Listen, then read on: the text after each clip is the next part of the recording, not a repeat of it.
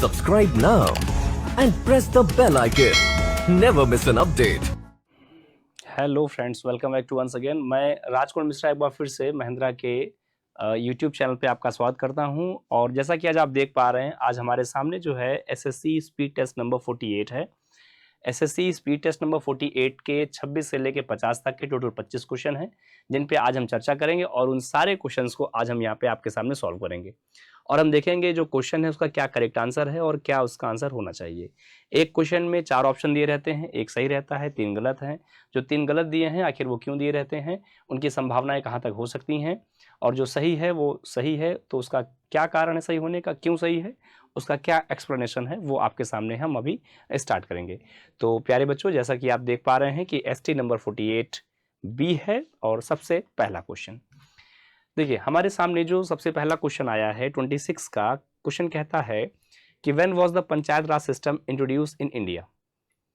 भारत में पंचायती राज व्यवस्था कब लागू की गई। आपके सामने ऑप्शन है 1950, 1945, 1949, 1959। क्या इसका करेक्ट आंसर है?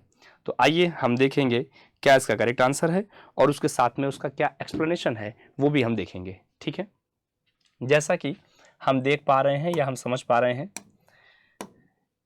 अगर हम बात करते हैं पंचायती राज व्यवस्था की, पंचायत राज व्यवस्था, तो जो पंचायत राज व्यवस्था है ये कब आई थी भाई? पंचायत राज व्यवस्था 2 अक्टूबर 1959 ईस्वी को आई थी ये। ठीक है, जैसा कि अब आप देख पा रहे हैं इसमें जो हमें सही आंसर मिलेगा वो मिल रहा है 1959। अब मैंने आपको पीछे क्या बताया, 2 अक्टूबर 1959 ये पंचायती राज व्यवस्था आई थी। अब आइए हम इसका एक्सप्लेनेशन देख लेते हैं, क्या है इसका एक्सप्लेनेशन। सबसे पहले अगर मैं आपसे कहूं पंचायत राज व्यवस्था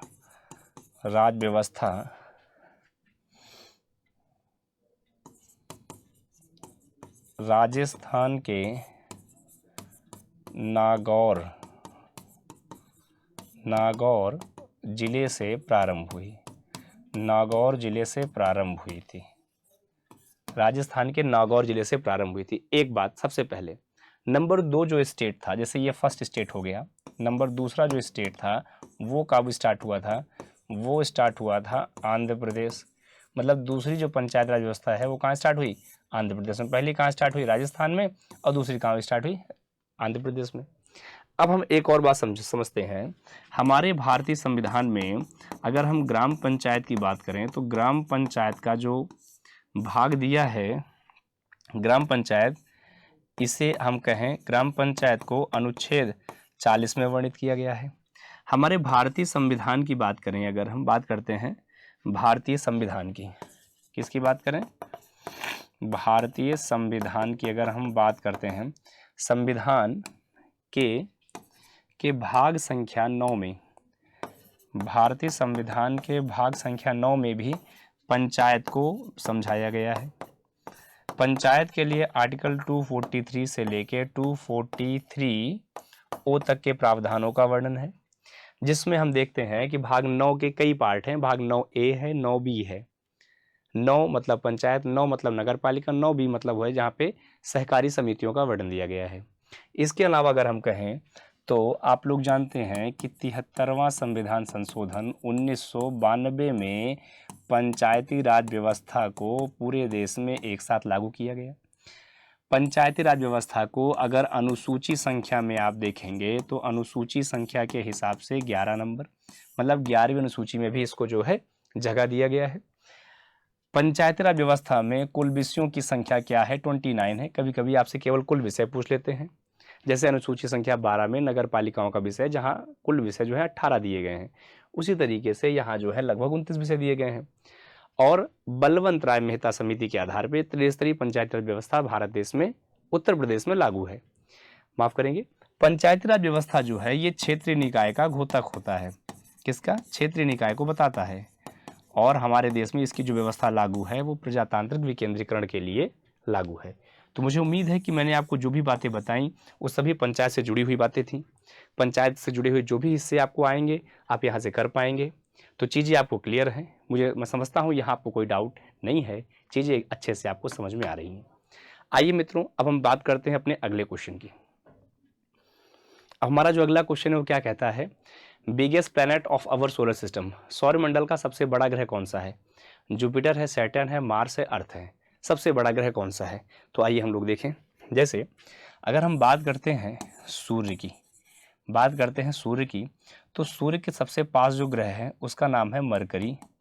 मरकरी के बाद अगर देखें तो वीनस, उसके बाद में अर्थ के बाद में मार्स, फिर उसके बाद में बीच में है हमारी एस्टेरॉयड बेल्ट है, फिर जुपिटर है, सैटर्न है, यूरेनस है और नेपच्यून है। अब ये 4 सबसे छोटे ग्रह हैं। ये क्या हैं? ये क्षुद्र ग्रह में आते हैं, अर्थात ये छोटे ग्रह कहे जाते हैं। अब ये जो 4 हैं ये बड़े ग्रह कहे जाते हैं, अर्थात ये दीर्घ ग्रह कहे जाते हैं। अब इसी में जो सबसे बड़ा ग्रह है उसी का नाम है बृहस्पति। क्या नाम है? बृहस्पति। अब बृहस्पति ग्रह अगर हम कहें कितना बड़ा है, तो ये हमारे पृथ्वी से लगभग 11.5 गुना बड़ा है। कुछ किताबों में इसकी संख्या 12 गुना लिखी रहती है, तो ये 12 गुना के लगभग जो है बड़ा है। कितना है? लगभग ये 12 गुना के आसपास बड़ा है। तो यहाँ पे आपको ऑप्शन दिख रहे हैं जैसे जुपिटर, सैटर्न, मार्स, तो आप सही आंसर किसको देंगे? जुपिटर को देंगे। जुपिटर को आप देंगे सही आंसर। ठीक है, तो क्या सही आंसर है? जुपिटर है। जुपिटर क्या है? एक येलोइश प्लैनेट है, एक पीला ग्रह है। जुपिटर की अगर हम बात करें इसे बृहस्पति ग्रह कहते हैं, और बृहस्पति ग्रह हमारे सौरमंडल का सबसे बड़ा ग्रह है। जैसे आपने सेलिस्टो, यूरोपा, गैनामिड, ये जुपिटर के सैटेलाइट हैं। कई बार इनके नाम भी पूछे जाते हैं। अगर मैं कहूँ कि हमारे सौरमंडल का सबसे बड़ा जो सैटेलाइट है, तो आप आंसर क्या कहेंगे? गायनामिड कहेंगे। कई बार यहाँ से भी प्रश्न बनते हैं मित्रों। मुझे उम्मीद है आपको यहाँ तक की बातें स्पष्टता क्लियर हैं, समझ में आ रही। आगे देखें अगला प्रश्न क्या कहता है मित्रों? अगला प्रश्न कहता है कि इक्वेटर रिप्रेजेंट, भूमध्य रेखा का प्रतिनिधित्व करती है। अब देखो भाई किसका करती है? सबसे पहले ये मान लो कि पृथ्वी है, ये हमने मान लिया ये हमारी पृथ्वी है। ये वाला जो ध्रुव है, ये वाला, ये नॉर्थ पोल है।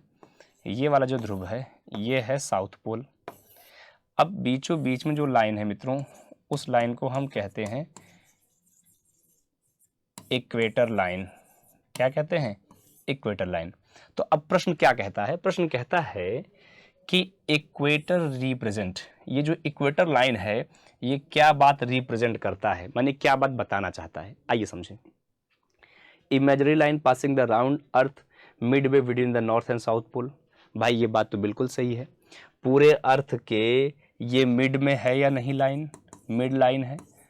और ये जो मिड लाइन है, mid line separated between the northern hemisphere and the southern hemisphere, and the both hemisphere has been equal between the equator line. That means it is a correct. Now first option is a correct. Now second देखें, line joining north and south pole. नहीं भाई, north और south pole कहाँ? अब देखो ये north pole है, ये साउथ पोल है, ये क्या कहीं से ज्वाइन हो रहा है?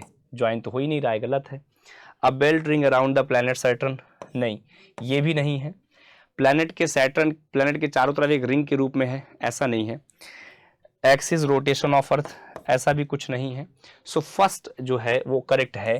फर्स्ट ये कह रहा है, क्या कह रहा है कि भूमध्य रेखा का जो प्रतिनिधित्व है वो एक मध्य रेखा पृथ्वी के विद्यमान होता है, जो हमारे उत्तरी और दक्षिणी गोलार्धों को दोनों को आधे आधे और बराबर हिस्सों में क्या करता है? विभाजित करता है।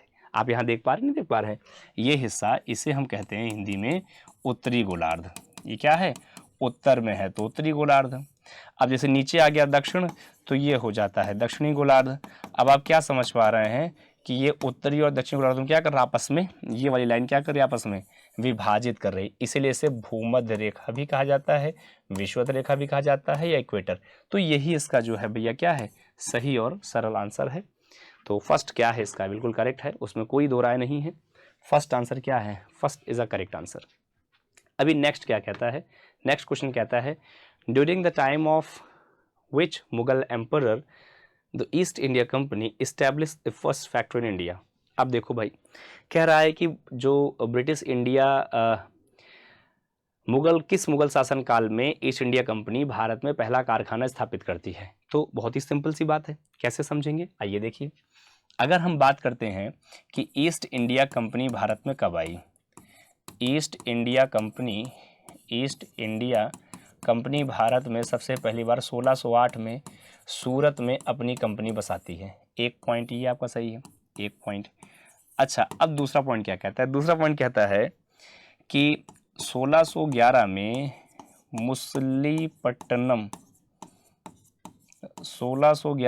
मुसलीपट्टनम में पहली जो ईस्ट इंडिया कंपनी स्थापित की गई थी, वो जो कंपनी थी वो क्या थी? वो एक वैधानिक कंपनी थी। वो कैसी थी? एक वैधानिक कंपनी थी। ऐसे तो वैधानिक कंपनी स्थापित की गई। तो अब ये जो समय है वो समय किसका है? वो समय है जहांगीर का। चूँकि जहांगीर का शासनकाल जो है वो 1605 से लेकर और 1627 का समय काल है। तो जहांगीर का समय काल इसमें दिख रहा है, यहाँ भी समय जहांगीर का, यहाँ भी जहांगीर का। तो ऐसे में हम ये कहेंगे जहांगीर का समय ये है। अच्छा, और जो राजा दिए हैं, अगर जैसे कभी आपके दिमाग में ये विचार है कि साहब और जो राजा दिए हैं उनका क्या समय काल है, उसको हमें बताइए, तो हो सकता है उससे कुछ और अभी आपको ज्ञान मिले। तो आइए एक बार देख लें क्या है। जैसे अकबर हैं, तो अकबर का समय काल 1556 से 1605 का है। तो अकबर तो इसमें नहीं होंगे, कन्फर्म है। शाहजहाँ की बात करें बेटा, अगर शाहजहाँ की बात करते हैं तो शाहजहाँ का समय 1628 से लेके 1657 तक है। जहांगीर का आपने देख ही लिया है कि 1605 से लेके 1627 तक है। फिर आपने देखा कि औरंगजेब हैं, तो भैया औरंगजेब का समय 1658 से लेके 1707 का समय है। तो आपको जो सही लग रहा है या सही है जो मैंने बताया, वो समय किसका है? जहांगीर का है। तो जहांगीर जो है वो करेक्ट आंसर है, बाकी अन्य राजाएं जो हैं वो रॉन्ग हैं, वो सही नहीं है मित्रों। ठीक है, तो क्या समय इसका सही उत्तर है? जहांगीर है। जो भी बच्चे, जो भी विद्यार्थी हमारे जहांगीर के साथ जा रहे हैं, जिन्होंने जहांगीर आंसर दिया था, वो बिल्कुल सही है। अब हम बात करते हैं अपने अगले प्रश्न की। हमारा अगला प्रश्न क्या कहता है? Which state government has recently made a vaccination compulsory for the school admission? हाल ही में किस राज्य सरकार ने स्कूल के प्रवेश के टीकाकरण अनिवार्य कर दिया है? माने ऐसा कौन सा वो स्टेट है जिसने ये कहा कि अगर स्कूल में एडमिशन लेना है तो टीकाकरण के प्रोसेस से आपको गुजरना है, टीकाकरण तो जरूर कराना है। तो यह कौन सा राज्य है? आपके सामने उत्तर है, मतलब ऑप्शन है, कर्नाटक है, पंजाब है, उत्तर प्रदेश है या केरला है। तो इसके लिए जो करेक्ट आंसर है वो सबसे ज़्यादा शिक्षित और सबसे ज़्यादा विकसित राज्य माना जाता है केरला, और मसालों की का क्षेत्र कहा जाता है। तो क्या है इसका सही आंसर? केरला है। ठीक है बेटा, केरला है। अगर आप प्रायद्वीपीय भारत के हिस्से को आप इस तरह से देखते हो तो आप क्या देखते हैं? ऐसे, इस तरह से। अब ये क्या है? ये केरल है। केरल में क्या क्या अच्छाई है?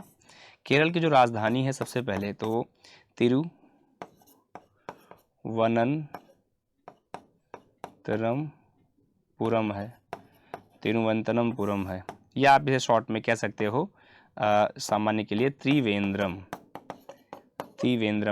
में है ये, त्रिवंतनमपुरम है ये। एक पॉइंट। अच्छा, फिर देखिए अगर बात करते हैं केरल में क्या क्या चीज़ें आपको मिलती हैं समय के लिए। सबसे नंबर 1, यहाँ लिंगानुपात काफ़ी अच्छा है, उच्च है। उच्च का मतलब लगभग 1048 के पे 1000 पुरुष के आसपास आपको मिलेंगे। एक पॉइंट ये। अच्छा, इसके बाद में यहाँ शिक्षा जो है उच्च है, लगभग 95 से 97% लोग पढ़े लिखे हैं। केरल मसालों के लिए प्रसिद्ध है, और यहाँ पे एक और चीज़ आपने देखा कि टीकाकरण भी क्या है, यहाँ पे अनिवार्य कर दिया गया है। आपने नाम सुना होगा पिनरई विजयन साहब का, तो वही इस समय यहाँ पे एज आ प्रमुख हैं जो राज्य का नेतृत्व करते हैं। ठीक है, तो ये प्रमुख बातें हैं केरला के लिए। मुझे उम्मीद है आपको यहाँ पे ये बातें समझ में आ रही हैं। ठीक है, चलिए अब हम बात करते हैं अपने अगले क्वेश्चन की। हमारा अगला क्वेश्चन क्या कहता है? अगला क्वेश्चन कहता है मित्रों कि विच among the following is not a correctly match? निम्नलिखित में से कौन सा सही सुमेलित नहीं है? ब्रास कॉपर जिंक का है, ड्यूरेलियम कॉपर एल्युमिनियम का है, कॉन्स्टेंटन कॉपर और निकल का है, वाइट गोल्ड और सिल्वर का है। अब देखो यहीं पे मामला फंस गया भैया, यहीं पे मामला फंस गया। वाइट गोल्ड और निकल का होता है। किसका होता है? अगर यहाँ पे निकल दिया होता, निकल, तब तो ये सही हो जाता, लेकिन सिल्वर दिया है इसलिए ये गलत है। तो अब इसमें क्या कह रहा है, कौन सा सही सुमेलित नहीं है? तो सही जो नहीं है वो यही वाला जो है वो सही सुमेलित नहीं है बेटा, ठीक है। तो ये क्या है, ये नहीं है, बाकी सभी सही हैं। अगर सिल्वर की जगह निकल का हिस्सा दिया होता, टंगस्टन जैसी दी होती चीज़ें, तो then you call it is a white gold, वो आप श्वेत स्वर्ण कह सकते हो उसको, ठीक है, अन्यथा आप श्वेत स्वर्ण से नहीं कह सकते हैं। अब हम बात करते हैं व्हाट इज कार्बाइड, ठीक है। कार्बाइड क्या कहलाता है, ठीक है, कार्बामाइड क्या कहलाता है? कार्बामाइड है, पेस्टिसाइड है, फर्टिलाइजर है, टेक्सटाइल डाई है, एक्सप्लोजिव है। तो अगर हम बात करते हैं कार्बामाइड, कार्बामाइड एक कहलाता है फर्टिलाइजर। क्या कहलाता है? एक फर्टिलाइजर। आइए समझे कार्बामाइड क्या कहलाता है। देखिए कार्बामाइड, आप लोगों ने बच्चों फर्टिलाइजर का नाम सुना होगा। हमारे रसायन विज्ञान की अगर मैं बात करूं तो रसायन विज्ञान में जो सबसे पहला उर्वरक था, वो था यूरिया। वो क्या था? यूरिया। अब अगर हम यूरिया की बात करते हैं तो यूरिया का जो फॉर्मूला होता है NH2CO NH2, ये होता है यूरिया का फॉर्मूला। तो इसको NH2CO अगर आप कहें तो इस तरीके से CO करके आप NH2 लगा सकते हैं, NH2 एंड NH2 का बॉन्ड ऐसे। तो ये जो है फर्टिलाइज़र का हिस्सा है और इसे ही हम क्या कहते हैं? इसे ही सामान्य भाषा में कार्बामाइड कहा जाता है। क्या कहा जाता है इसको? इसे कहा जाता है कार्बामाइड। तो ये कार्बामाइड क्या है? यूरिया का ही हिस्सा है और यूरिया के हिस्से में इस तरह के प्रमाण आपको दिखते हैं या मिलते हैं। मुझे उम्मीद है कि ये बातें आपको समझ में आ रही होंगी, ये बातें आपको क्लियर लग रही होंगी। अगले क्वेश्चन पे चलते हैं। हमारा नेक्स्ट क्वेश्चन है In which of the following state is located the India Astronomical Observatory? भारतीय खगोल वेधशाला निम्नलिखित में से किस राज्य में स्थित है? देखिए यहाँ पे जो खगोल वेधशाला की बात कही गई है वो, वैसे अगर मैं कहूँ बेटा तो वो स्थिति जो है उसकी लद्दाख में है। चूँकि आज ही अभी फैसला है गवर्नमेंट ऑफ में सुप्रीम कोर्ट का, जिसमें 5 जजों की बेंच ने कहा है कि एक राज्य में 2 यूटीज़ नहीं हो सकते हैं, जम्मू कश्मीर यदि यूटी का हिस्सा कहलाएगा। तो अगर हम बात करते हैं तो वैसे फ़िलहाल जो खगोल वेधशाला का हिस्सा है वो क्या हो जाएगा? वो हो जाएगा आपका जम्मू और कश्मीर। वो क्या हो जाएगा? जम्मू और कश्मीर। अब अगर आप देखें तो ये इस तरह से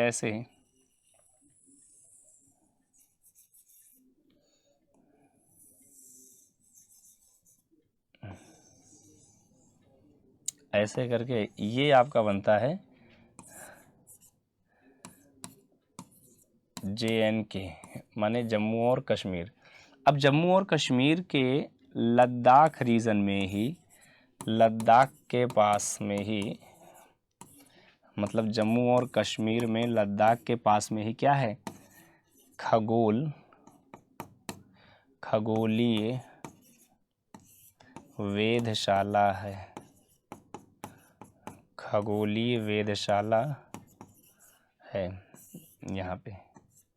तो खगोलीय वेधशाला कहाँ पे है? जम्मू और कश्मीर रीजन में है। तो इसका जो करेक्ट आंसर है वो क्या है? भारतीय वेधशाला जम्मू और कश्मीर। ये बिल्कुल करेक्ट है। उम्मीद है आपको समझ में आ रहा होगा ये। अब हम बात करते हैं अपने अगले प्रश्न की। जो हमारा अगला प्रश्न है वो क्या कहता है? कहता है in which of the following disease image the focus on the front of the retina.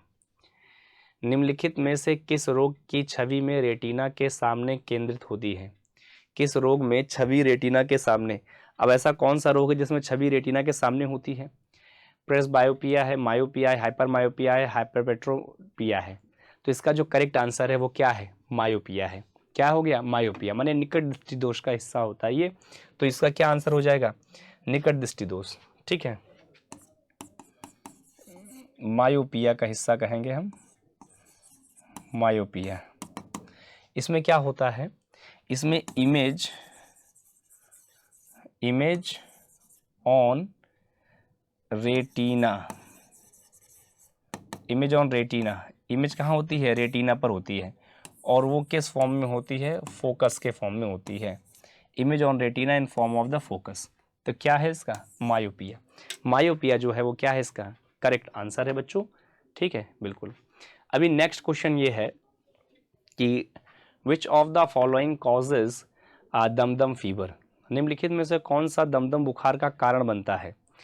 देखिए, अगर सिंपल अगर मैं आपसे बात करूं जैसे अगर कोई व्यक्ति डिसीजेबल पर्सन है, मतलब कोई बीमारी है, तो बीमारी को जो पहुंचाने का वाहक होता है उसे हम कहते हैं पैथोजन। उसे हम सिंपल भाषा में क्या कहते हैं?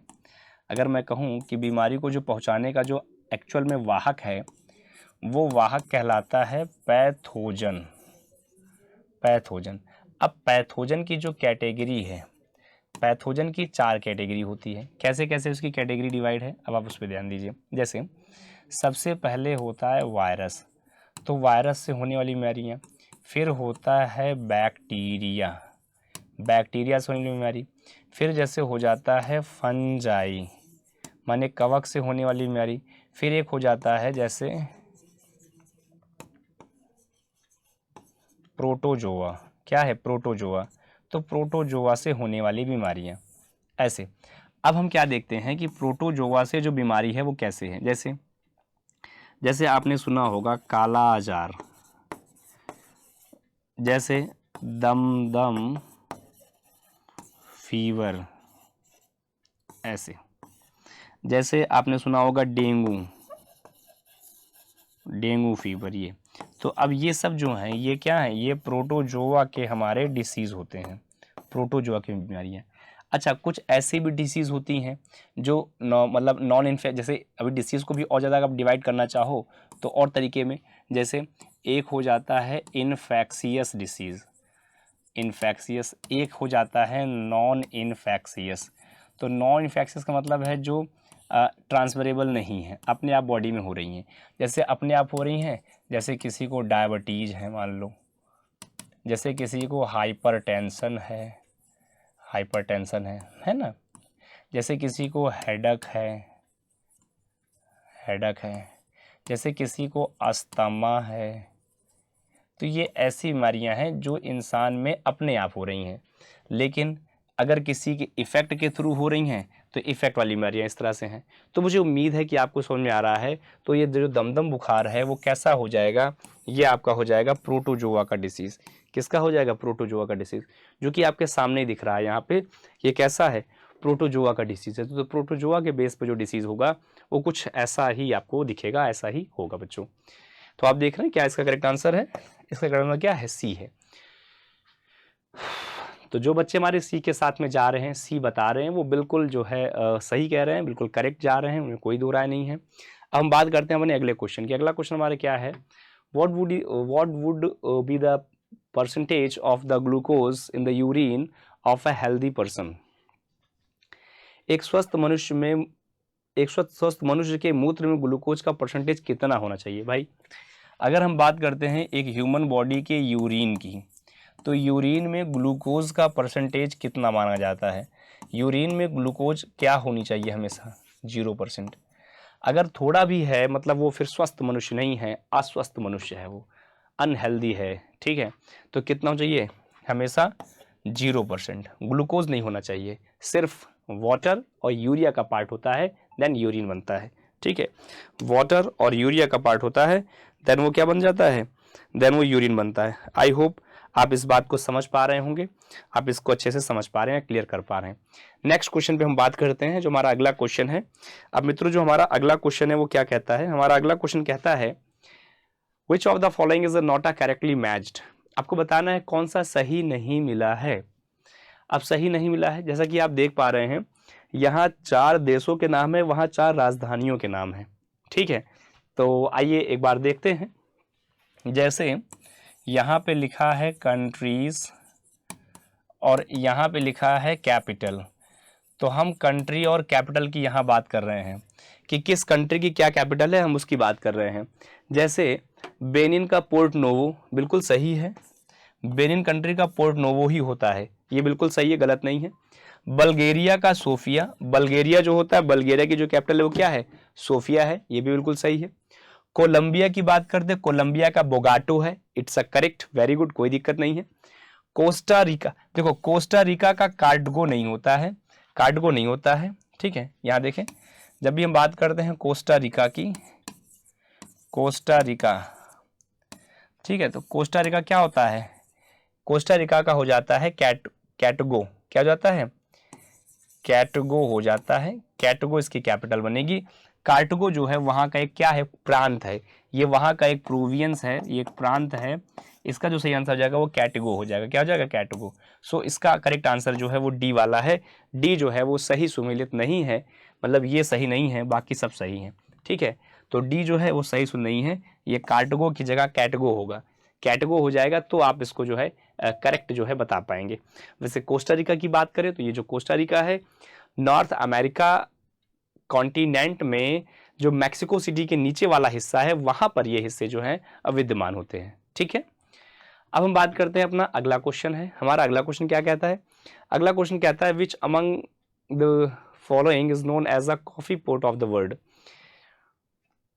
निम्नलिखित में से किसे विश्व का कॉफी पोर्ट कहा जाता है, रियो डी जेनेरियो को, सैंटोस को, ब्यूनस एरिस को, सैंटियागो को, ठीक है। तो चूंकि ये जो बात हो रही है वो सारी बात हमारी हो रही है साउथ अमेरिका कॉन्टिनेंट की, किसकी बात हो रही है, साउथ अमेरिका कॉन्टिनेंट की। अब साउथ अमेरिका कॉन्टिनेंट में जो सबसे बड़ा देश है उसी का जो नाम है वो क्या है, ब्राज़ील। आप लोगों ने एक नाम सुना होगा साउथ अमेरिका के रीजन में एक देश है जिसका नाम है ब्राज़ील, क्या नाम है, ब्राज़ील। अब ब्राज़ील की अगर हम बात करें तो ब्राज़ील की जो कैपिटल है तो ब्राज़िलस है, कैपिटल क्या है इसकी, कैपिटल अगर मैं कहूँ तो कैपिटल है इसकी ब्राज़िलस या ब्राज़ीलिया। लेकिन यहाँ पर अगर मैं कहूँ एक पोर्ट है जिसका नाम है सैंटोस, सैंटोस क्या है, एक पोर्ट है जो सबसे ज़्यादा क्या करता है, कॉफ़ी को इंपोर्ट करता है। तो सैंटोस वाला जो आंसर है वो सही हो जाएगा आपका, सैंटोस जो आंसर है वो क्या है आपका, वो बिल्कुल सही है, ठीक है। क्या करेक्ट आंसर है, या Santos is the correct answer. प्यारे बच्चों सेंटोस जो है वो करेक्ट है। अब ब्यूनस एरीज जो है ये अर्जेंटीना की कैपिटल है, ठीक है, अर्जेंटीना की कैपिटल है, ठीक है। ये आप सबको कमेंट में लिखना है जब आप इस वीडियो को देखेंगे कि सैंटियागो किसकी कैपिटल है, ठीक है, सैंटियागो किसकी कैपिटल है, ये आपको बताना है कमेंट बॉक्स में। जब आप इसको देखेंगे वीडियो को तो आप बताइए कमेंट में कि किसकी ये कैपिटल है, ओके। अब हम बात करते हैं, अगला क्वेश्चन है, How many states of India share its border of Bhutan? Bhutan से कितने राज्यों की सीमा स्पर्श होती है, आइए देखें। अगर हम बात करते हैं मित्रों इंडिया की, अगर हम बात करते हैं अपने इंडिया की इस तरह से,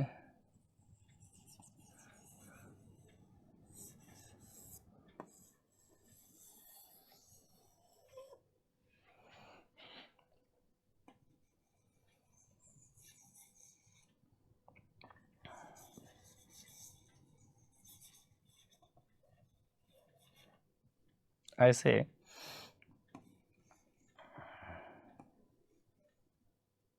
ऐसा कुछ करके, अब आप क्या देखते हैं कि यहाँ चूंकि बात किसी की गई है भूटान, भूटान की, तो यहाँ पे माफ करिएगा,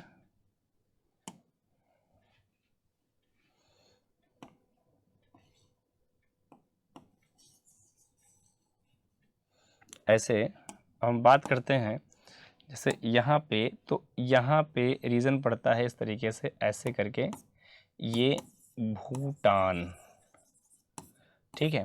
तो अब भूटान के रीजन से सबसे पहले अगर हम देखें तो यहाँ इस तरह से एक तो स्टेट टच करता है आपका West Bengal, West Bengal touch करता है एक हिस्सा, दूसरा यहाँ ये जो मेजर हिस्सा है जिसका नाम है असम, असम टच करता है। इधर से आ जाते हैं, इधर से टच करता है अरुणाचल,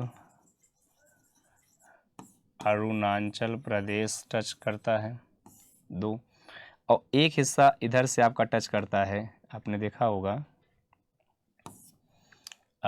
सिक्किम का स्टेट टच भी करता है, तो अगर मैं आपसे कहूँ कि कौन कौन से स्टेट्स हैं, तो 4 स्टेट्स हैं। कितने हैं बेटा? 4। तो क्या करेक्ट आंसर हो जाएगा इसमें? जब वो करेक्ट आंसर आपको मिलेगा, वो क्या मिलेगा? 4 स्टेट्स मिलेंगे। तो 4 राज्य जो हैं आपको ये सही आंसर मिलेगा इसमें। क्या है? 4। तो 4 state is the correct answer. I hope आपको चीज़ें अच्छे से समझ में आ रही, आपको चीज़ें अच्छे से क्लियर हैं, कोई डाउट नहीं है, आपको एकदम क्लियर है। अब बात करते हैं अगला। Which legendary Sufi sant was popular as a चिरागे Dehlvi? कौन से प्रसिद्ध सूफी संत जिसे चिरागे दहलवी के नाम से प्रसिद्ध थे? तो चिरागे दहलवी थे निजामुद्दीन औलिया, शेख नसरुद्दीन महमूद, कुतुबुद्दीन बख्तियार काकी, या नन ऑफ दिस। तो इसका जो करेक्ट आंसर है वो शेख नसरुद्दीन महमूद है, मतलब ये इनका जो है करेक्ट आंसर है। आइए इनके बारे में थोड़ा सा हम लोग समझते हैं। देखो बेटा, सबसे पहले जब हमारे भारत में समय चल रहा था दिल्ली सल्तनत का, जब हमारे भारत में चल रहा था दिल्ली सल्तनत, तो दिल्ली सल्तनत का जो पूरा समय है वो 1206 से लेके 1526 का समय है। अब इसके बीच में जो समय आता है वो समय आता है तुगलक वंश का। किसका समय आता है? तुगलक वंश का। अब तुगलक वंश का जो समय है वो 1320 से लेके 1414 तक का समय है। ठीक, ये अब तुगलक वंश में जो प्रमुख राजा रहे हैं, जैसे अगर मैं कहूँ गयासुद्दीन तुगलक रहे हैं, 1 पॉइंट। नंबर 2 मोहम्मद बिन तुगलक रहे हैं, मोहम्मद बिन तुगलक रहे हैं। नंबर 3 फिरोज शाह तुगलक रहे हैं। नंबर 4 पे नासिरुद्दीन महमूद शाह रहे हैं, महमूद शाह रहे हैं, मान लीजिए ऐसे। तो अब मोहम्मद बिन तुगलक के समय में जो उनके प्रसिद्ध सूफी संत थे उनका नाम था निजामुद्दीन औलिया, निजामुद्दीन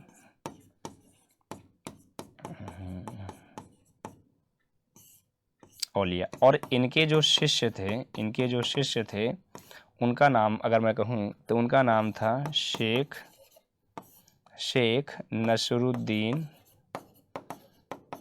नसीरुद्दीन महमूद, और इन्हें ही चिराग ए दहलवी कहा गया, चिराग ए Dehlvi.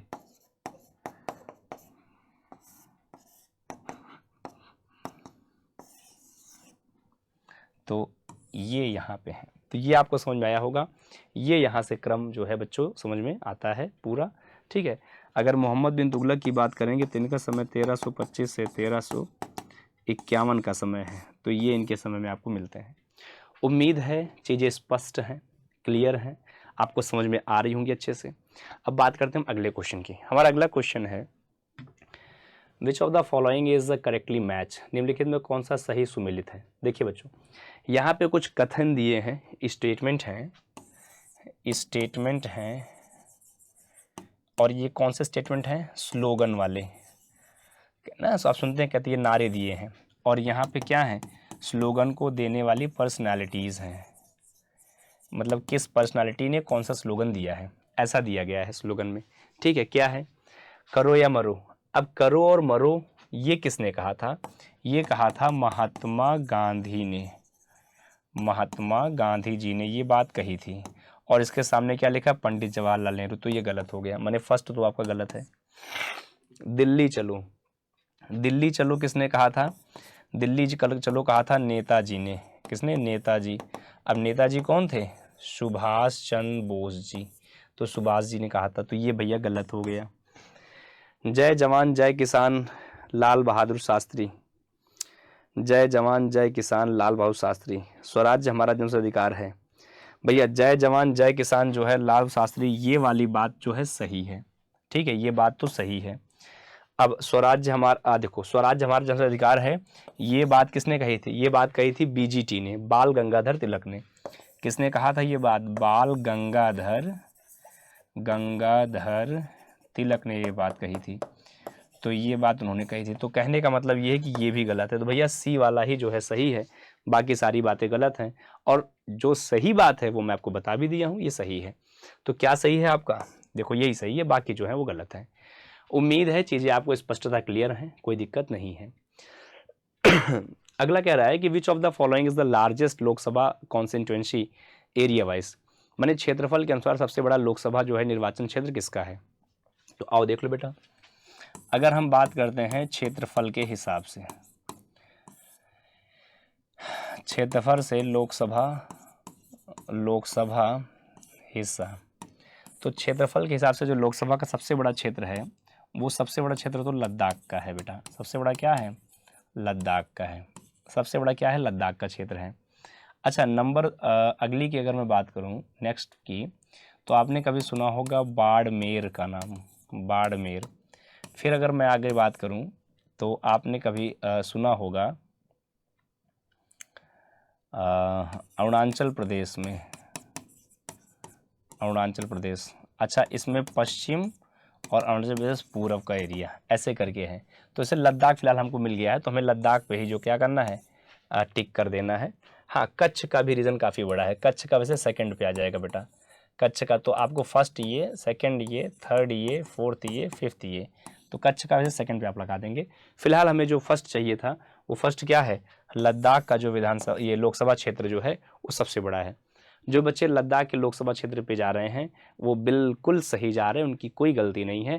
That means it's a correct, बिल्कुल सही है। अगला क्वेश्चन है, India is a republic because, Bharat एक गणतंत्र है क्योंकि it is a democratic country, it's a parliament democracy, it's a head of a state elected by the definite period and all of above. देखो जो पहला है हम अगर ये कह दें according to constitution, according to constitution अगर मैं कहूँ the head of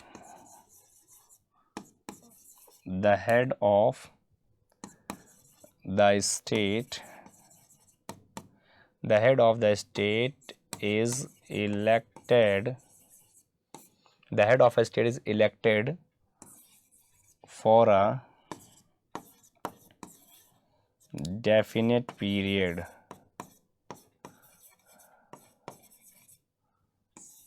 definite period. ये जो है सी वाला बिल्कुल सही है, ठीक है। जैसे हेड ऑफ स्टेट मतलब राज्य का जो प्रमुख, या फिर हम देश, राज्य का मतलब यहाँ देश से होता है, तो देश का जो प्रमुख हमारे राष्ट्रपति हैं, राष्ट्रपति का जो कार्यकाल है वो फिक्स होता है और हर एक निश्चित तिथि पर उनका चुनाव कर लिया जाता है कि कौन हमारे देश का अगला राष्ट्रपति के पद को धारण करेगा या अगला राष्ट्रपति हमारे पद के प्रति बनेगा। तो उस हिसाब से क्या है, ऑप्शन नंबर सी जो है वो क्या है, बिल्कुल करेक्ट है। रिपब्लिक का मतलब यही होता है, गणतंत्र, भाई जनता के द्वारा चुना गया एक ऐसा तंत्र जिसमें जनता क्या करे, अपने व्यक्तियों को चुने। हाँ, चूंकि जो प्रेसिडेंशियल पोस्ट होती है वो एक अप्रत्यक्ष तौर पे चुना जाने वाला पद है, हम जिसको चुनते हैं हमारे प्रतिनिधि उनको क्या करते हैं, वो चुन के आगे बढ़ाते हैं। अब देखो बेटा, ये स्टैटिक का क्वेश्चन है, बहुत ही सिंपल क्वेश्चन है। क्वेश्चन क्या कहता है, world rhino day celebrated every year, विश्व गैंडा दिवस कब मनाया जाता है। वैसे विश्व गैंडा दिवस की बात करें कभी भी तो सीधे आपको 22 सितंबर को टिक करना होगा। क्या करना है, 22 सितंबर को टिक करना है। हमेशा कभी भी आ जाए तो आपको 22 सितंबर। देखिए मैं आपको बात बताऊं जैसे बच्चा, सितंबर में सबसे कम दिवस माने जाते हैं, सबसे कम दिन होते हैं, मतलब दिन तो काफ़ी होते हैं लेकिन दिवस काफ़ी कम है, छुट्टियाँ काफ़ी कम होती हैं सितंबर में। जैसे 17 सितंबर, 17 को मनाया जाता है विश्वकर्मा पूजा। ये क्या होता है, विश्वकर्मा पूजा है ऐसे। फिर जैसे 27 सितंबर, 27 को क्या होता है, पर्यटन दिवस। पर्यटन दिवस, जो पर्यटन होता है टूरिज्म लोग, उन पर्यटकों के लिए होता है ये दिवस। फिर जैसे अभी 22 सितंबर देखा, 22 को गैंडा दिवस, क्या है, गैंडा दिवस, तो विश्व का होता है ये, विश्व स्तर पे गैंडा भाई जिसकी एक सींग निकली होती है। जैसे आपने कभी काजीरंगा का नाम सुना है, एक सींग गैंडे के लिए क्या है, काफ़ी फेमस नेशनल पार्क वो है, तो ये प्रसिद्ध जो है उसमें रहते हैं बेटा, ऐसे करके, ठीक है। अब हम बात करते हैं नेक्स्ट क्वेश्चन क्या है। नेक्स्ट क्वेश्चन कहता है कि what is the name of the rare plant spices which found the Arunachal Pradesh, Arunachal Pradesh में पाए जाने वाले दुर्लभ पौधों की प्रजाति का क्या नाम है। सिमलेक्स बर्केलियानियो है, सिमलेक्स किंगडम है, सिमलेक्स टर्बन्स है, या सिमलेक्स अरुचालिसिस है? क्या इसका करेक्ट आंसर है? तो आपके सामने कई ऑप्शन दिख रहे हैं सिमलेक्स टर्म को करते हुए। तो इसका जो करेक्ट आंसर है वो सिमलेक्स टर्बन्स है। क्या है सिमलेक्स टर्बन? सिमलेक्स टर्बन जो है यहाँ एक दुर्लभ प्रजाति है, बहुत ही रेयर प्लांट है जो कि अरुणाचल प्रदेश के रीजन में व्याप्त है, जो अरुणाचल प्रदेश के रीजन में पाया जाता है। ठीक है मित्रों, अगली हम क्वेश्चन पे चलते हैं। हमारा जो अगला क्वेश्चन है वो कहता है कि who has won the prestigious Norman Borlaug Field Prize 2023? ये करंट का क्वेश्चन है। देखिए, अगर हम बात करते हैं नॉर्मन बोरलॉग ये जो अवार्ड है, ये जो प्राइज है या जो अवार्ड है, इसको प्राप्त किया है डॉक्टर स्वाति नायक ने। किसने? डॉक्टर स्वाति नायक ने इस अवार्ड को प्राप्त किया है बच्चों। डॉक्टर स्वाति नायक, ए जो है वो क्या है? A is the correct answer. So doctor Swati Nayak is the correct answer. The first is the correct answer. Doctor Swati Nayak is the correct answer. I hope आपको आसान लग रहा है, चीज़ें समझ में आ रही हैं। नेक्स्ट अब क्वेश्चन है हमारे आपके लिए। क्वेश्चन क्या कहता है? क्वेश्चन कहता है विच of the following bank has launch N neo business platform? कौन सी बैंक है जिसने नियो बिजनेस प्लेटफॉर्म स्टार्ट किया है? देखिए, नियो बिजनेस प्लेटफॉर्म होता क्या है पहले समझिए। जैसे अगर मैं बात करूं, जब कोई बैंक सिंपल ये कह दें, जब कोई बैंक, अगर मैं कहूं जब कोई बैंक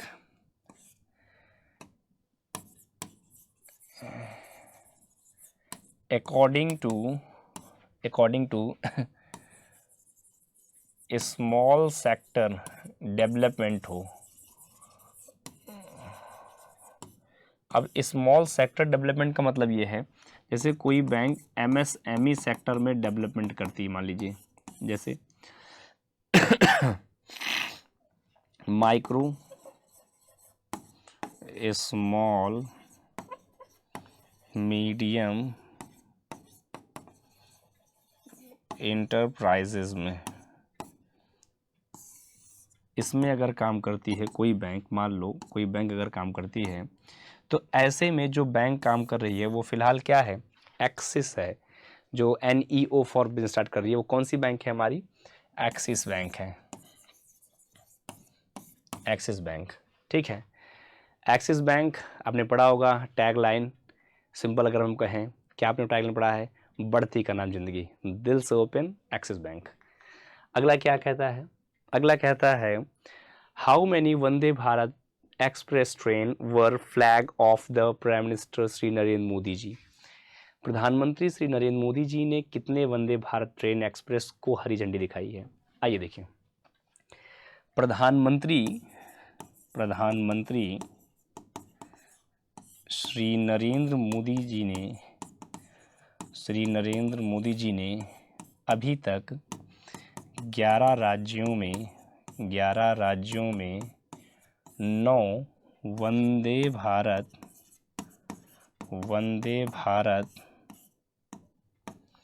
ट्रेन को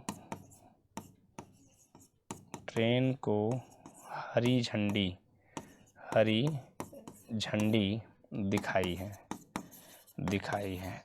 अच्छा, अब ये जो वंदे भारत की ट्रेनों की संख्याएं अगर हैं, हम ये कहें जो ट्रेनों की संख्या है वो लगभग 25 प्लस 9 बराबर 34 के आसपास इस समय मिलेंगी आपको। क्या है? जिसमें 9 जो है क्या है? ये हाई स्पीड ट्रेनों का भी जोड़ है इसमें। हाई स्पीड ट्रेन,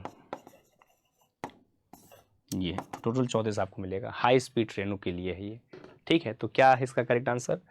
वो 9 है, माने सी। यस, सी जो है मित्रों क्या है? वो बिल्कुल करेक्ट आंसर है। C is the correct answer. अगला क्वेश्चन है who laid the foundation stone of the international cricket stadium in the Varanasi? Varanasi में अंतर्राष्ट्रीय क्रिकेट स्टेडियम की आधारशिला किसने रखी थी? राहुल गांधी, नरेंद्र मोदी, अरविंद केजरीवाल और ममता बनर्जी। तो चूंकि लोकसभा जो सीट मानी जाती है भारत देश के प्रधानमंत्री, विश्व के यशस्वी पटल पे अपनी छाप छोड़ने वाले श्री नरेंद्र मोदी जी, इसका जो है करेक्ट आंसर है। तो उन्होंने क्या किया, बनारस में, काशी में ही क्या किया, इंटरनेशनल क्रिकेट स्टेडियम की आधारशिला रखने की बात कही है। तो इसका जो करेक्ट आंसर है वो बी है मित्रों। क्या है, B is a correct answer. अगला क्वेश्चन बात करते हैं, when is the world pharmacist day celebrate annual. विश्व फार्मासिस्ट दिवस प्रतिवर्ष कब मनाया जाता है। सो बहुत ही बेहतरीन क्वेश्चन है। अभी देखिए सितंबर के दिवस थे, मैं थोड़ा बताना भूल गया, सितंबर में हर साल 25 सितंबर को बेटा क्या होता है, 25 सितंबर को, अगर मैं कहूँ 25 सितंबर को, ठीक है, क्या मनाते हैं हम लोग, मनाते हैं वर्ल्ड फार्मासिस्ट, ये क्या मनाते हैं, वर्ल्ड फार्मासिस्ट डे। तो ये जो वर्ल्ड फार्मासिस्ट डे है ये कब मनाते हैं, 25 सितंबर को मनाते हैं। तो ये मैं समझता हूँ यहाँ तक जो है आपको स्पष्टता क्लियर समझ में आया होगा, ठीक है। तो उम्मीद है आज का सेशन जो है आपको बेहतरीन लगा होगा, और इसका जो करेक्ट आंसर है वो क्या है, आप देख पा रहे हैं 25 सितंबर है। 25 सितंबर ही क्या है बेटा, इसका बिल्कुल करेक्ट आंसर है। तो आज का सेशन मैं यहीं पे समाप्त करता हूं बच्चों, आपके सामने दिख रहा है। थैंक यू वेरी मच, ठीक है। अभी नेक्स्ट टाइम हम लोग अगले सेशन को चलेंगे और 49B लेकर आएंगे, और आप सबसे उम्मीद है आप अच्छे रहें, स्वस्थ रहें और बेहतर तरीके से करते रहें। Very good, thank you very much. Subscribe now and press the bell icon. Never miss an update.